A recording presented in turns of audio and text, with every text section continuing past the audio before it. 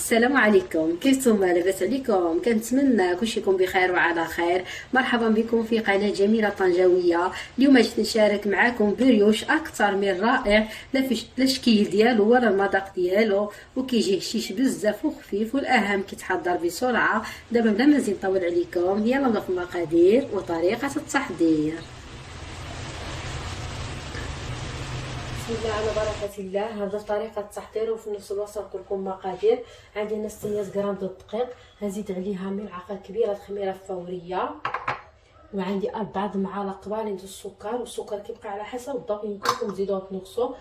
وعندي 2 الاكياس د سكر فاني، وراس معلقة د ملح، 1 بيضتهم درجة حرارة المطبخ، ماما اكمل 70 ملل زيت مائدة. ماما زوا زيت. وغنبدا نعجن العجينه ديالي بالحليب دافي. صافي غنبقى انا من الحليب وانا كنعجن العجينه ماما ديالي حليب تتحصل على قوام معوض، ما قاصح ما خفيف. كاسي اغلي.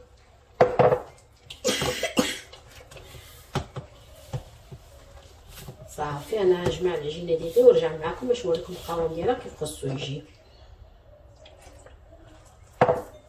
انا جمعت العجينه ديالي كما كتشوفوا معايا، هذا هو القوام ديالها. راه القوام ديالها طيب. دابا هندلكها غير شويه، ماشي بزاف، هندلكها باش هاد البروج ديالنا كيجينا خفيف بزاف. صافي انا هندلكها ونرجع معكم. انا دلكت العجينه ديالي كما كتشوفوا معايا، راه دلكتها غير شويه ماشي بزاف. صافي هذا هو القوام ديالها. القوام ديالها طيب. دابا باش نعملها في الفول، والفول انا عملت الزيت كما كتشوفوا معايا، درتو بالزيت. صافي دابا غنعمل العجينه ديالي، عاوتاني نعاود هنا بالزيت. صافي وغنغطيها بلاستيك غذائي وغنخليها تضاعف الحجم ديالها. نرجع معكم. صافي غنغطي الفول ديالي بلاستيك غذائي، غنخلي العجينه ديالي تضاعف الحجم ديالها. ها العجينه ديالي ضاعف الحجم ديالها كما كتشوفوا معايا. دابا غنخرج منها الهواء. ماما صافي ماما.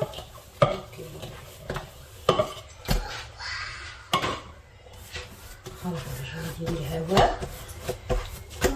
مامي تيقول. صافي وغنقطع العجينه ديالي.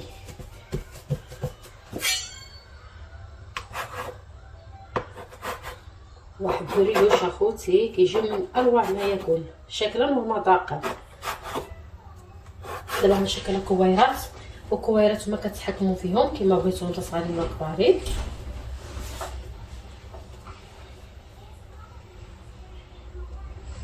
صافي انا غنشكل الكويرات ونرجع معاكم. انا شكلت العجينه ديالي كويرات كما كتشوفوا معايا. دابا غنطلق العجينه ديالي. غنبدا بالاولانيه.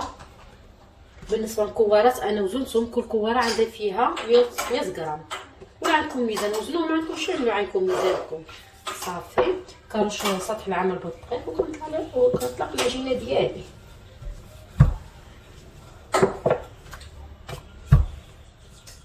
العجينه ديالي بهذه الطريقه هذه. العجينه كطرقوا على شكل مستطيل بهذه الطريقه هذه.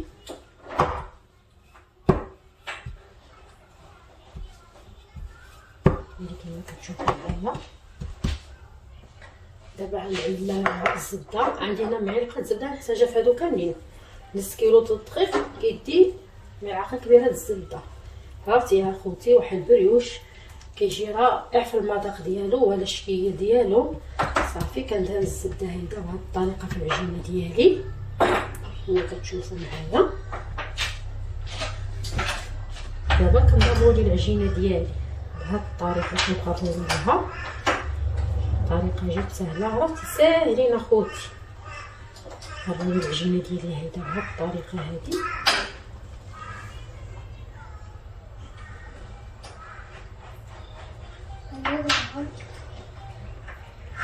صافي بعد كنعمل لها هيدا، كنقلبها وكنبقى نضغط عليها هيدا بهاد الطريقه. صافي. من بعد كنغلب ليها هيدا، كنضغط عليها هيدا بهاد الطريقه. الطريقه جد سهله. صافي. وكنقطع العجينه ديالي في النص بهاد الطريقه.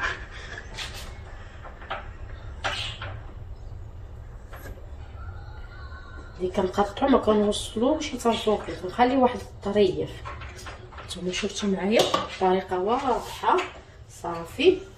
دابا كنبدا نضفر العجينه ديالي هيدا بهاد الطريقه هادي. هيدا من بعد كنبقى نلويها هيدا بهاد الطريقه. واش كطيني الشكل ديال الورده هيدا بهاد الطريقه. وهذا الاخراني كنعملو هيدا في الطاق. صافي. كطيني على شكل الورده. واستمر على هاد الطريقه تنساليهم كاملين. نعملهم في صينيه الفرن مثل ورق الزبده. انا ساليتهم كما كتشوفوا معايا. دابا غنخليهم يضاعف الحجم ديالهم مره ثانيه. اللي يضاعف الحجم ديالهم نرجع معاكم. او ضاعف الحجم ديالهم مره ثانيه كما كتشوفوا معايا. دابا غندهن لهم الواش ديالهم بيضه كامله مطرطه. في هذه الاثناء الفران عندي كيسخن على 200 درجه من فوق ومن تحت. انا عندي الفرن الكهرباء اللي كنطيب فيه، وكل واحد في الفران ديالو كيعرف كيتعامل معاه.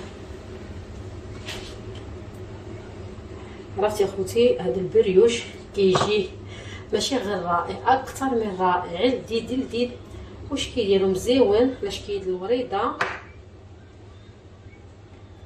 صافي. انا ندهن لهم الواش ديالهم وغندخلهم يطيبوا. رجع معاكم باش تشوفوا الشكل النهائي ديالهم كيف يجي. وهزينو بالجنجلان، والتزيين كيبقى اختياري. يمكن لكم تعملوا لهم الجنجلان ولا ما تعملوهمش، شي كيبقى على حسب الذوق. صافي. انا غنصمر على هاد الطريقه وغندخلو يطيبوا بحال اللي قلت لكم.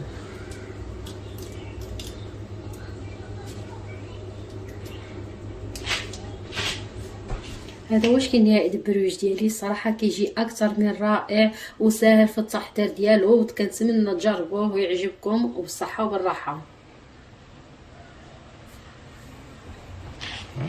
دابا نوريكم الداخل ديالو كيف كيجي. خوتي ما نقول لكم شي واحد الخفه اللي فيه خفيف بزاف كيجي وساهل في التحضير ديالو. شوف كيف كيجي اخوتي. واحد الخفه ما نقول لكم شي قطني شوف كيف كيجي. كنتمنى تجربوه. راه احسن كرواسون وبوتي بانات والله الا خوتي.